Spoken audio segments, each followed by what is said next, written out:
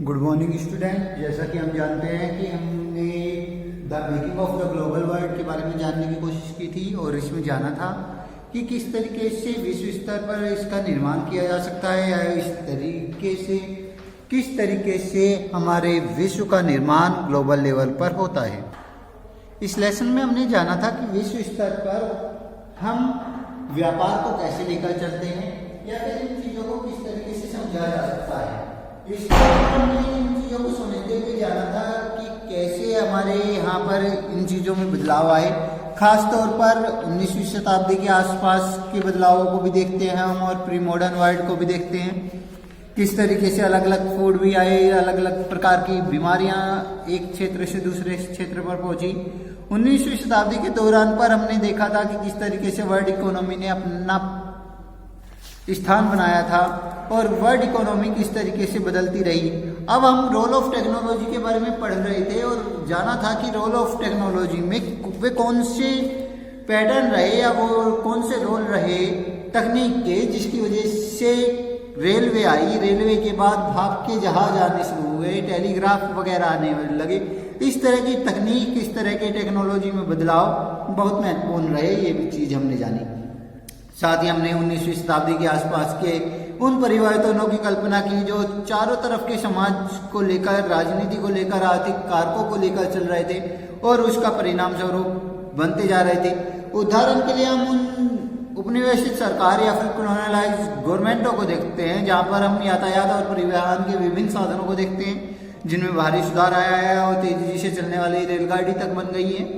साथ ही बोगियों का भार कम किया जाने लगा है, मतलब कि जो वैगन्स बनते थे उस समय के दौरान वह अब बहुत ही हल्के बनने लगे हैं। शायद उनमें एल्युमिनियम का यूज करना शुरू कर दिया गया हो।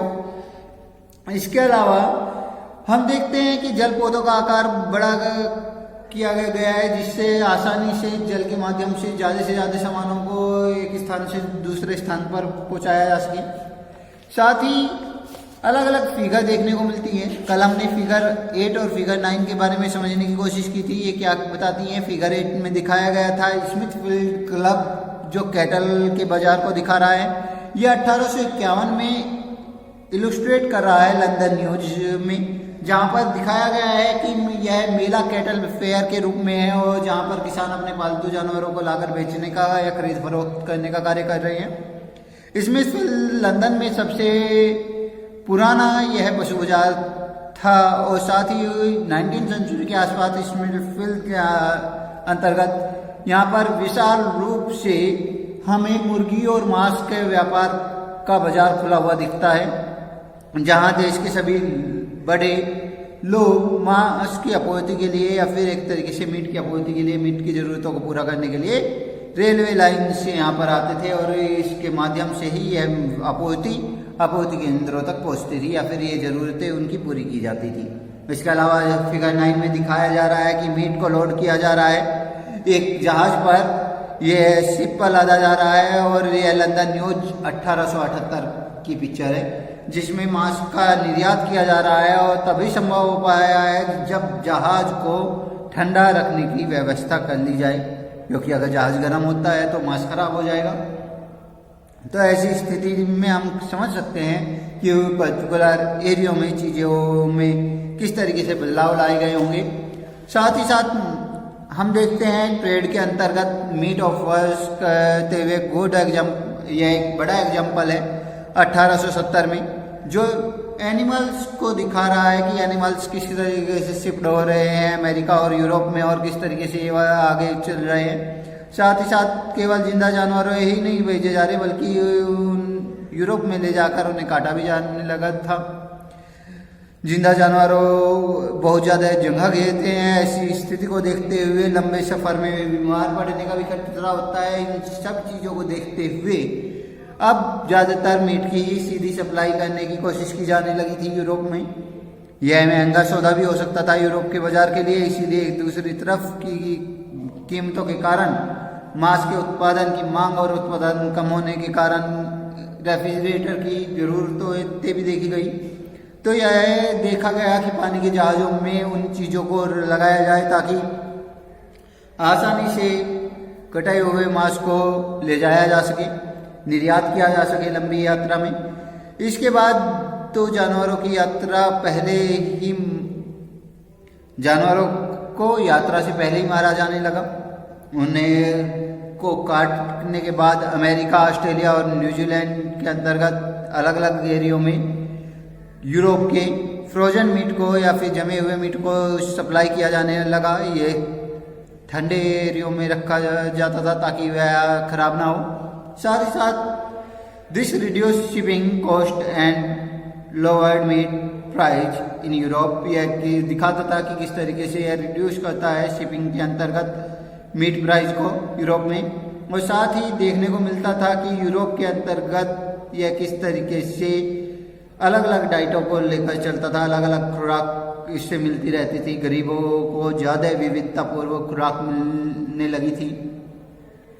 साथ ही हम देखते हैं इसमें किस तरीके से सिर्फ आलू और ब्रेड के ऊपर ही नहीं निर्भर रह गए थे अभी लोग।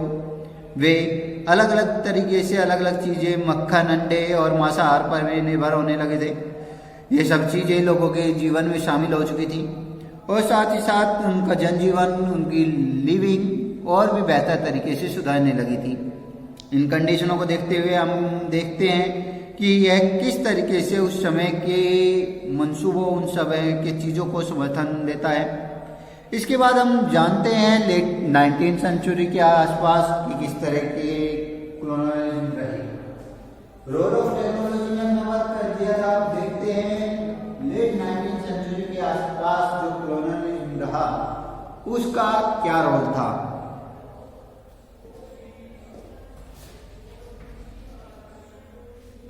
कॉलोनियलिज्म एक प्रकार से उपनिवेशी सरकार को दिखाता है।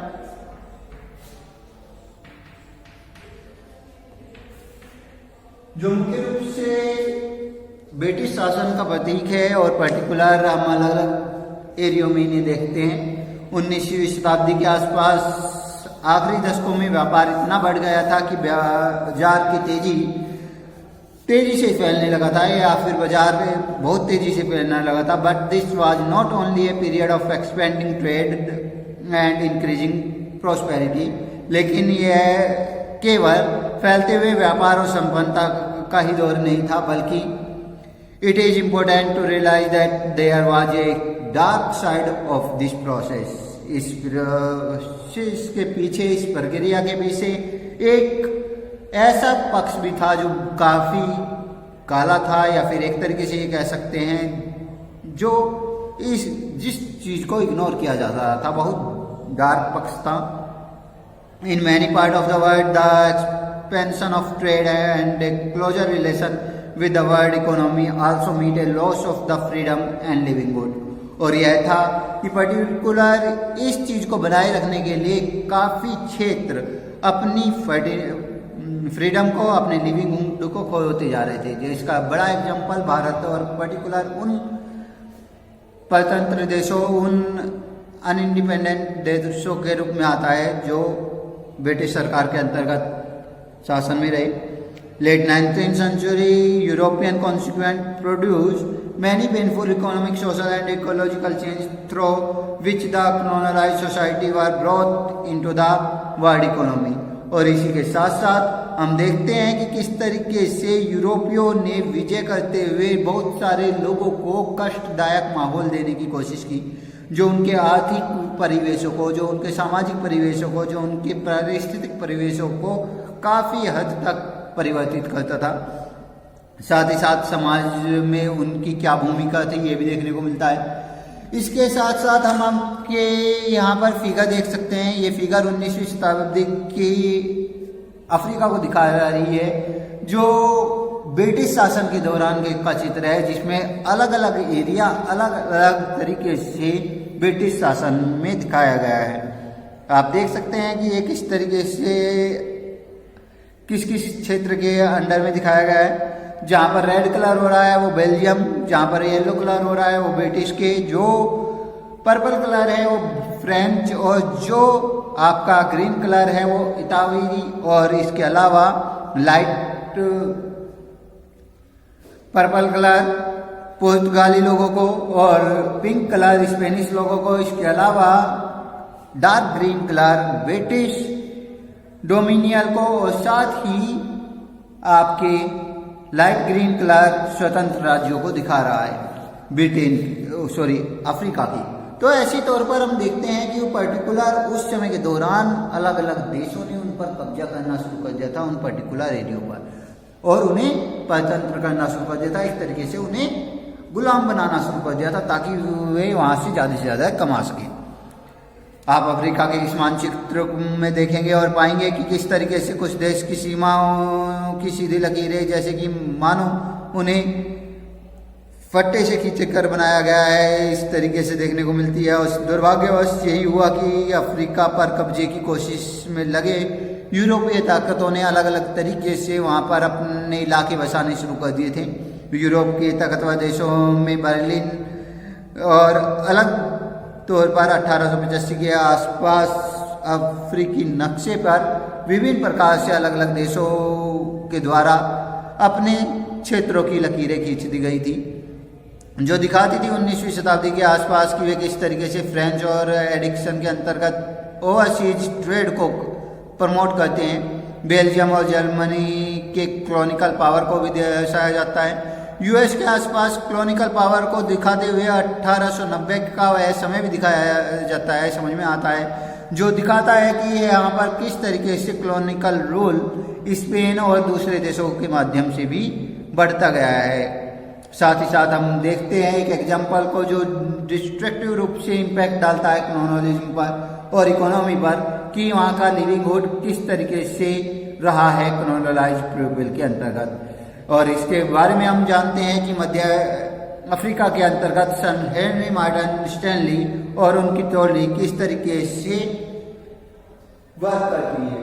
यह इलस्ट्रेशन देखने को मिलता है पर्टिकुलर उस समय के दौरान लंदन की न्यूज में। यह लंदन की न्यूज पब्लिश हुई थी उस समय के दौरान 1871 में, और दिखाती है कि हेनरी मार्टिन स्टैनली ने किस तरीके से वहां पर वर्क किया। स्टैनली एक पत्रकार और खोजी थे, जो यहाँ पर दिखाया गया है कि स्टैनली जर्नलिस्ट और एक्सप्लोरर मुख्य रूप से न्यूयॉर्क हेरल्ड में उन्हें कई साल पहले अफ्रीका वहाँ से वे अफ्रीका गए थे, और देखते हैं कि लिविंगस्टन नामक एक मशीनरी की खोज करने के लिए उन्हें भेजा गया था। इसके बाद उस जमाने या उस टाइमिंग के अन्य यूरोपीय और अमेरिकियों की भांति या तरीके से स्टैनली भी हथियारों से लैस होकर गए थे। साथ ही उन्होंने वहां पर जाकर स्थानीय शिकारियों, योद्धाओं और मजदूरों को इकट्ठा किया, स्थानीय कबीलों के साथ लड़ाइयाँ लड़ी और अफ्रीका की बृहदृश्य की पड़ताल करते हुए या फिर उसे समझते हुए विभिन्न इलाकों के नक्शे बनाए। साथ ही देखने को मिलता है कि बाद में इन्होंने इन खोजों के जरिए, इन इन्वेस्टिगेशन के जरिए देखा कि अफ्रीका को जीतने में कितनी मदद इनके द्वारा मिल सकती है। ऐसे तौर पर इन्होंने ज्योग्राफिकल रूप से एक्सप्लोजन किया और फिर एक साइंटिफिक रूप से रिसर्च करते हुए इंफॉर्मेशन इकट्ठा करनी शुरू कर दी, और उसके बाद उन्होंने डायरेक्टली इसे लिंक किया इंपीरियल प्रोजेक्ट से या साम्राज्यवादी योजनाओं से, जिसमें ये पूरी तरीके से देश को या फिर विश्व को एक साथ जोड़ते हुए पर्टिकुलरली ब्रिटिश के शासन में चाहते थे। आप इस फिगर में देख सकते हुए हैं हेनरी मार्टिन को और उसकी टोली को किस तरीके से वह वर्क कर रही है फिगर 11 में। इसके बाद हम देखते हैं रैंडपेस्ट या मवेशी प्लेग। रैंडरपेस्ट और मवेशी प्लेग या जानवरों में होने वाला प्लेग उस समय की एक खास बीमारी थी, जिसके कारण पर्टिकुलर एरिया में बहुत ज्यादा प्रॉब्लम देखने को मिली, और खासकर ये एक नाइलाज बीमारी साबित होती जा रही थी उस समय के दौरान। इसके अलावा travels gold mine to the graphical 1887, यहाँ पर ट्रैवलर्स स्वर्ण खानों तक जाने का एक ग्राफिक्स दिखा रहा है 1887 में। यहाँ पर वेल्स नदी को पार करते हुए यह क्विकली मेथड से ट्रांसपोर्ट करने की कोशिश कर रहा है सोने की खदानों तक, और साथ ही साथ उसके बाद यह डिस्कवर करने की कोशिश कर रहा है, खोजने की कोशिश कर रहा है बीमारियों और मौतों की आशंकाओं के आधार पर कि किस तरीके की डिजीज उस पर्टिकुलर एरिया में हो रही है, उसे डर है। और साथ ही साथ देखने को मिल रहा है उन कठिनाइयों का जो यूरोप के लोगों को उस इलाकों में रहते हुए फेस करनी पड़ रही है। इस जर्नी में 1890 के आसपास आते आते दुनिया भर के सोने के उत्पादक को देखा जाता है। साथ ही साथ अफ्रीका का हिस्सा 20% से भी ऊपर जा चुका था इस सोने के उत्पादन में पर्टिकुलर समय के दौरान, ये देखने को मिलता है। In Africa in the 1980s a fast spreading disease of cattle plague on rinderpest has a tearing impact on the people livelihood on the local economy.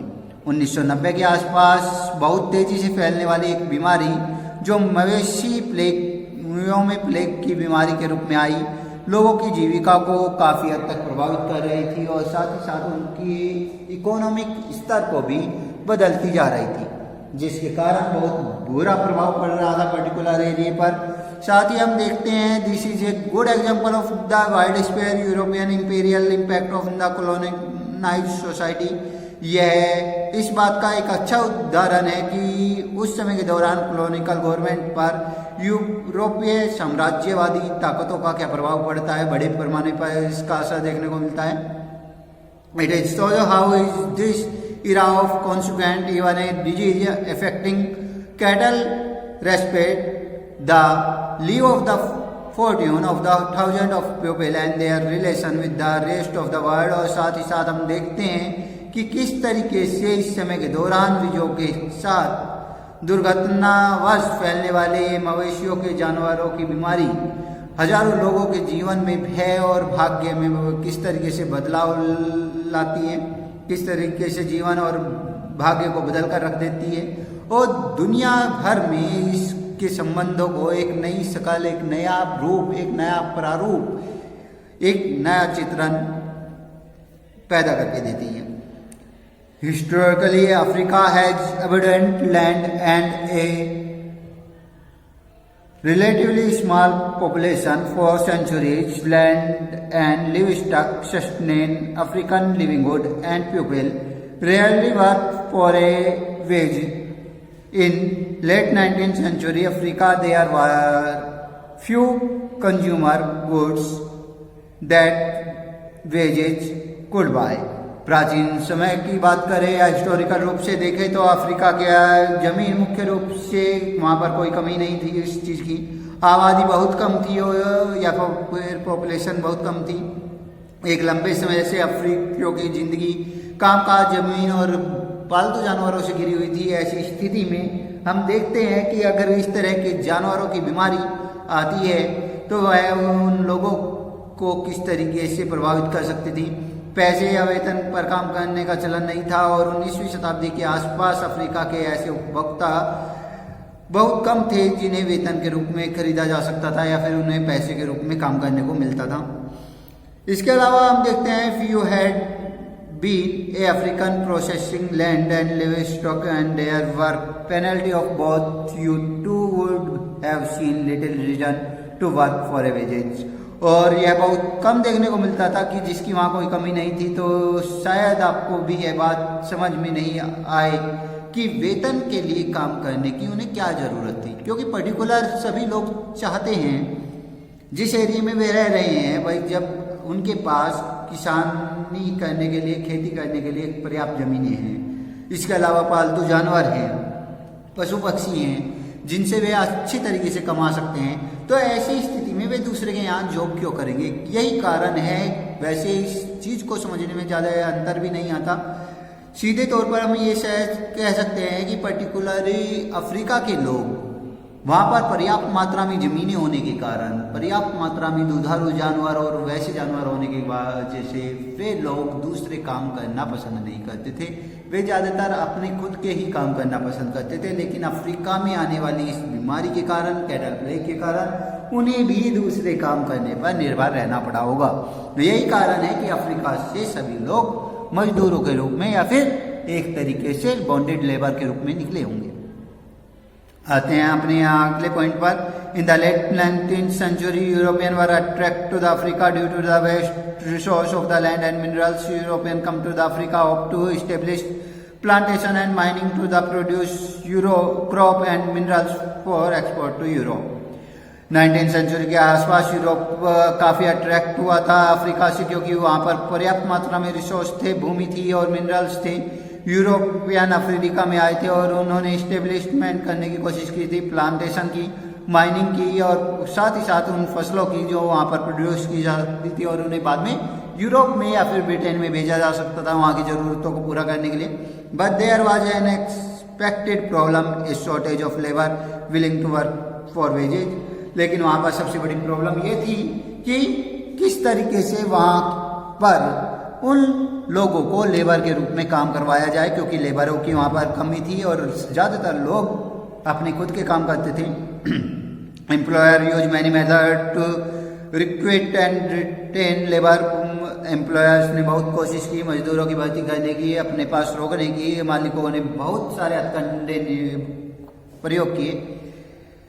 Heavy taxes were imposed which could be paid only for the working for wages on plantation and mining। मुख्य रूप से बहुत ज़्यादा taxes लगाए गए और उनका भुगतान केवल तभी किया जा सकता था कि जो व्यक्ति बागानों में कार्य कर सकते थे या फिर प्लांटेशन माइनिंग में कार्य करते थे। In heritage law and change so that the peasants were displaced for land. Only one member of the family were allowed to inherit land, as a result of which the other were pushed into the labor market। और इस तरीके से देखने को मिलता था कि particular उन लोगों को जमीनों से हटाने की कोशिश की गई थी, वे कानून बदल दिए गए थे, वे लॉ बदल दी गई थी, जिसके कारण उनके जो अधिकार थे या उनकी खुद की भूमि पर वे हटते जा रहे थे। परिवार के केवल एक ही सदस्य को पैतृक संपत्ति मिलती थी। कुछ इस तरह के नियम बना दिए गए थे और साथ ही साथ कानून के जरिए परिवार के बाकी लोगों को श्रम करने पर निर्भर रहना पड़ता था या फिर एक तरीके से उन्हें इनहेरिटेज रूप से वर्क करना पड़ता था, ये देखने को मिलता है। Mine workers were also confined in the compounds and not allowed to move about freely. और इसके अलावा माइन में काम करने वाले लोगों को बंद करके रखा जाता था, उन्हें खुले घूमने की पूरी तरीके से पाबंदी थी। एक तरीके से ये कहा जा सकता है कि उन्हें पूरी तरीके से दास बनाया जाता था। तभी आई थी रेंडर पेस्ट नाम की यह बीमारी, जो कैटल में या पशुओं में रोगों के रूप में फैल गई। Rinderpest arrive in the Africa in the late 1880s। और जानवरों में फैलने वाली रेंडर पेस्ट या फिर जानवरी प्लेग 1880 में आने वाली यह बीमारी थी। यह लगातार फैलती जा रही थी, लगातार लोगों तक पहुंचती जा रही थी। यह बीमारी एंटर कर रही थी अफ्रीका में ईस्टर्न और एरिया से, और ये रेंडर पेस्ट धीरे धीरे मूव कर रही थी, जंगल की आग की तरह फैलती जा रही थी अफ्रीका में और अटलांटिक कोस्ट तक 1892 में के आसपास ये पहुंच गई। इसके बाद ये केप टाउन अफ्रीका से साउथर्न मोस्ट टिप तक 5 साल के अंतर फैल गई और उसके बाद लगभग रेंडर पेस्ट से उस समय के दौरान 90% तक जानवर मारे गए थे। और 90% तक जानवर मारे जाने का मतलब ये है कि कम से भी कम करोड़ों जानवर मारे गए थे उस समय के दौरान। The loss of the cattle destroy Africa livelihood. और यही कारण है कि कैटल के डिस्ट्रॉय होने से अफ्रीका के लोगों का जो लिविंगहुड पूरी तरीके से चेंज हो गया था। उन्हें अपनी रोजी रोटी कमाने के लिए पूरी तरीके से कॉलोनियल गवर्नमेंट पर डिपेंड रहना पड़ रहा था और कॉलोनियल गवर्नमेंट की ये मोनोपोलीज एक प्रकार से संभवतः सक्सेसफुल होती हुई दिख रही थी कि कैटल रिसोर्स को किस तरीके से रिमेन रखा जाए और किस तरीके से उन्होंने के द्वारा अफ्रीका से अधिक मात्रा में लेबर वर्क प्राप्त किया जाए। Control over the resource of the cattle enable European colonies to conquer and subdues Africa. और इसके अलावा हम देखते हैं कि पूरे अफ्रीका को जीतने व गुलाम बनाने के लिए यह बेहतरीन मौका उस वक्त ब्रिटिश सरकार या फिर कॉलोनियल गवर्नमेंट के हाथ लग गया था। सिमिलर स्टोरी हमें देखने को मिलती है वेस्टर्न कॉन्स्टिट्यूएंट में अलग हिस्सों में जो 19th सेंचुरी के आसपास दूसरे हिस्सों के थे। या दूसरे भारत के क्षेत्रों के रूप में थी। इसके बाद हम अपनी नेक्स्ट वीडियो को लेकर आएंगे integrate labour migration from India के रूप में, कि भारत से अनुबंधित श्रमिकों को कैसे एक स्थान से दूसरे स्थानों पर भेजा गया था। ओके क्लास, इससे अपना कंप्लीट करेंगे और अपने नोट्स क्लियर करते हुए चलेंगे।